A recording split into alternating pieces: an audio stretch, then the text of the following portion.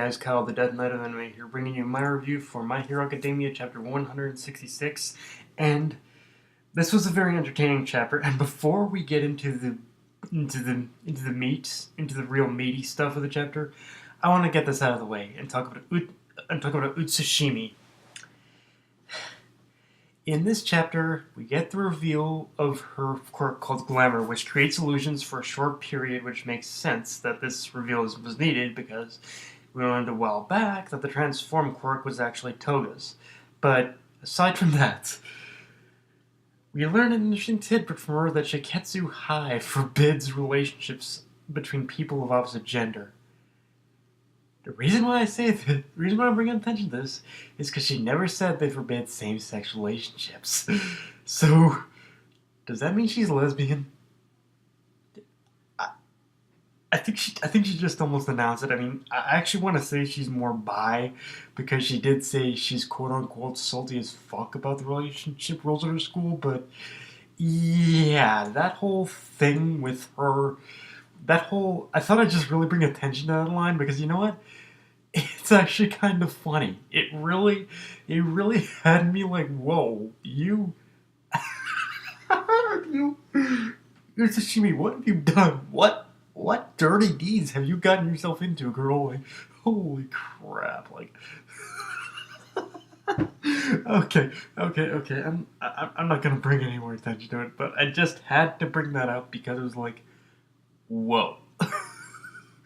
Utsushima's either bi or she's a lesbo. Either way, hey.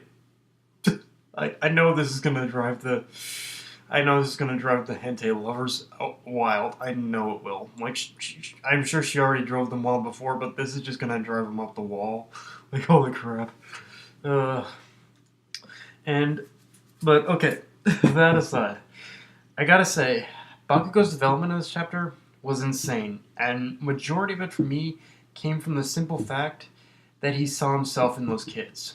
Arrogant punks who thought their quirks made them better than everyone else without the need to rely on anyone for help. And when we switched to the flashback, we saw he knew ahead of time, even before the exam started, of what they needed to do to reach the kids, which was just play with them and treat them like normal kids rather than put them on a pedestal or just pretty much treat them like they're lower scum, I guess. And I really like how this whole, as weird as it sounds, like it was actually a very fast-paced chapter, so it did feel like you maybe could have devoted a little more attention to this or spread it out a little more, but at the same time, something like this didn't feel forced, because we've seen, at least in terms of Bakugo's case, because we've seen him take small steps forward like this in the past, and what we saw here was just the culmination of everything he's learned thus far. And if this is how far he's come now, I honestly can't wait to see what he'll be like. But by the end of the series, like, honestly, if he's this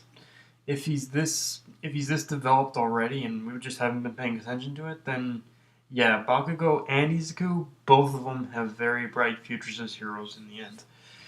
And other than that, like, I don't know what to say, but I don't know what to tell you guys. But the artwork in this chapter was just amazing. Like, just the attention to detail that Horikoushi put into the frames of this chapter was just incredible. And my particular favorite, of course, was when Todoroki created that ice slide. I don't know about you guys, but to me, when I saw just the detail work and just the overall look of that ice slide that Todoroki created, I thought that was the most badass thing ever. Just on just the artwork alone, and but just seeing like how far Todoroki himself. I think it's fair to say we also got a lot of development for Todoroki in this as well, because in the beginning, when we see Todoroki, he was very aloof. He didn't even want to really even socialize with anyone because he was still carrying the pain and the weight of what his father had done to him and their family. But ever since the battle with Izuku, he actually has started to open up and realize that, yeah, if I'm gonna be a hero, I need to actually show. I need to show my. I need to show myself. I need to show myself to others and show how I can give them hope. And he's yeah, both Todoroki and Bakugo, I think, were the shining stars of this episode, of this chapter, and yeah, it just really showed how far I think both of them have come. Definitely, I will say the development was definitely more focused on Bakugo than Todoroki, but we did get a lot with Todoroki in this that I really like just with him creating the ice sled, and actually with that one panel in the end of the chapter with him basically bending down and basically showing his fire powers to his basically showing his fire powers to his basically showing off his fire powers to his little girl, because again in the past he was fucking adamant and just downright hated his fire side because it reminded him of his father. But now that he's moved on, he's showing people who he is, and yeah, I love it. And he's showing these little kids who he is, and I love it. Yeah. Um. And another thing I really like is in this chapter, and maybe actually one thing I actually really like in this chapter, and maybe just this whole test in general, is that the chapter did very well at addressing how dangerous the thinking of these kids was, because which is that I think the one thing that was addressed in this chapter with basically how these kids were acting in the throughout this whole test is that it's okay to be cocky, but when you let your powers control your actions and when you're not given the correct guidance and or look it or when you're just plain looked down upon for basically who you are, it can lead down a pretty dark path. And honestly, it honestly during reading this chapter, it really made me scared as to how much these kids were acting like villains more than heroes. And if the honestly, it makes me think that if this test didn't even occur to begin with, they might have been looking. We might have been looking at prospective candidates for pretty much the League of Villains. Like, I think these kids would ended up joining the.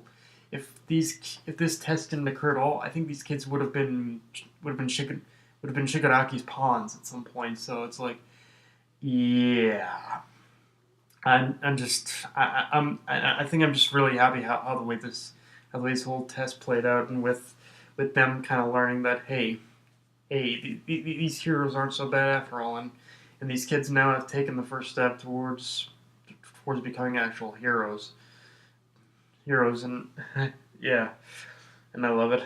So another thing we do get introduced to is the concept known as the quirk singularity in this chapter, and how apparently as time goes on and different generations are born, there will come a time where quirks will become too powerful for anyone to control. Like it'll get to a point where even if you're born with a quirk, it'll be impossible to even control it. So I feel like that is on. I don't want to say anything. I don't want to say anything definite yet, but part of me is almost feeling that's a bit of foreshadowing on Horikoushi's part, because if you think about it, when the day does happen, when that day does happen, when everyone's when the quirks just go out of control, I imagine that would be the end of the hero system this world is created, because by then, like at the time that everyone's quirks go out of control and insane, the thin line between heroes and villains would be broken, and the world would end up erupting into chaos again, like it did when quirks were first discovered, like during All for One's like glory days, pretty much.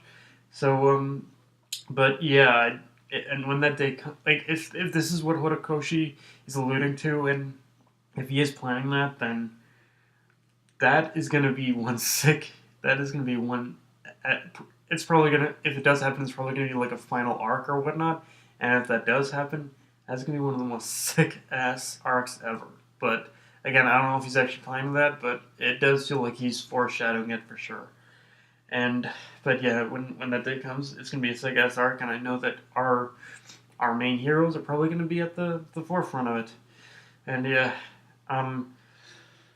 And I said it before, and I'll say it again. I genuinely believe that kid in the suit is destined to be Bakugo's sidekick, especially after that speech Bakugo gave him and called himself senpai, and just in the way that pretty much the kid was silently saying, "Damn it, this guy's being genuine. I have to. Damn it, now I have no choice but to actually, but to actually respect him." And it's like, yeah.